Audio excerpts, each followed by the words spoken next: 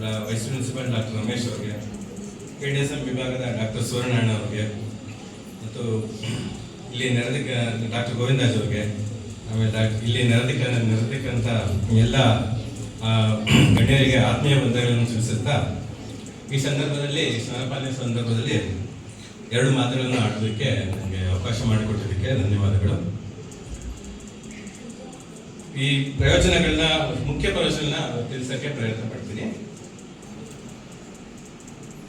ನೋಡಿ, ಈ ಚಿತ್ರ ಗಮನಿಸಿ. ಈ ಚಿತ್ರದಲ್ಲಿ ಏನಿದೆ ಯಾರು ಹೇಳ್ತೀರಾ?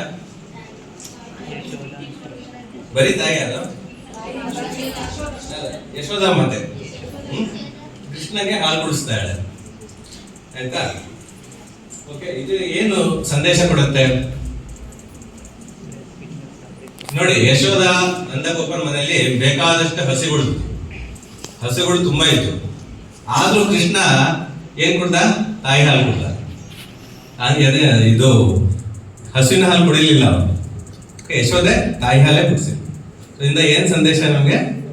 ತಾಯಿ ಹಾಲು ಮೊದಲು ಕುಡಿಸ್ಬೇಕು ಮಕ್ಕಳಿಗೆ, ಆಮೇಲೆ ಬೇಕಾದ್ರೆ 6 months ಆದ್ಮೇಲೆ ಕೌಸ್ ಮಿಲ್ಕು ಅದೆಲ್ಲ ಕೊಡ್ಬೋದು. ಸೊ ಇದು ಒಂದು ಮುಖ್ಯ ಸಂದೇಶ.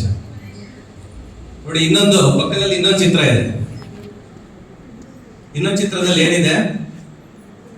ಕೂತನಿ ಹಾಲನ್ನ ಕುಡಿಸ್ತಾ ಇದೆ. ಕೂತನಿನೂ ಹಾಲು ಕುಡಿಸಿದ್ಲು ಕೃಷ್ಣನ್ಗೆ. ಕೂತನಿ ಹಾಲು ಏನಾಗಿತ್ತು? ವಿಷ ಇತ್ತು, ಆಯ್ತಾ? ಸೊ ಅದಕ್ಕೆ ಏನಾಯ್ತು? ಕೃಷ್ಣ ಕೂತನಿನ ಸಾಯಿಸ್ತ. ಸೊ ಇದರಲ್ಲಿ ಕೂತನಿ ಅಂದ್ರೆ ಏನು? ವಿಷಯುಕ್ತವಾದ ಹಾಲು. ವಿಷಯುಕ್ತವಾದ ಹಾಲು ಅಂದ್ರೆ ಏನು? ಬಾಟಲ್ ಹಾಲು ವಿಷಯುಕ್ತವಾದ ಹಾಲು. ಅದನ್ನ ನಾವು ಯಾವತ್ತೂ ಕುಡಿಸಬಾರ್ದು ಅಂತ ಇದು ಸಂದೇಶ ಕೊಡುತ್ತೆ, ಆಯ್ತಾ? ಸೊ ಕೃಷ್ಣ ಏನ್ ಮಾಡಿದ? ಕೂತನಿನ ಸಾಯಿಸಿದ. ನಾವೇನ್ ಮಾಡ್ಬೇಕು? ಬಾಟಲ್ ಅದು ಮ್ಯಾನುಫ್ಯಾಕ್ಚರ್ ಮಾಡೋರನ್ನ ಸಾಯಿಸಕ್ಕಾಗಲ್ಲ. ನಾವೇನ್ ಮಾಡ್ಬೇಕು? ನಾವು ತಾಯಂದ್ರಿಗೆ ಮುಖ್ಯವಾದ ಪ್ರಯೋಜನಗಳನ್ನ ಜ್ಞಾನ ಕೊಡ್ಬೇಕು. ಅದರಿಂದ ಅವರೇ ನಿರ್ಧಾರ ಮಾಡ್ಬೋದು ಯಾವುದು ಸರಿ ಯಾವುದು ತಪ್ಪು ಅಂತ. ಸೊ ನಾವು ಈ ವಿಷಕ್ಕೆ ಸಮಾನವಾದ ಬಾಟಲ್ ಹಾಲು ತ್ಯಜಿಸಿ ಅಮೃತಮಯವಾದ ಹಾಲನ್ನ ನಾವು ಪ್ರೋತ್ಸಾಹಿಸಬೇಕು ಅಂತ ಈ ಸಂದೇಶದಲ್ಲಿ ಹೇಳ್ತೀನಿ. ಮುಖ್ಯವಾಗಿ ಈಗ ಪ್ರಯೋಜನಗಳ ಕಡೆ ಗಮನ ಹರಿಸೋಣ. Exclusive breast feeding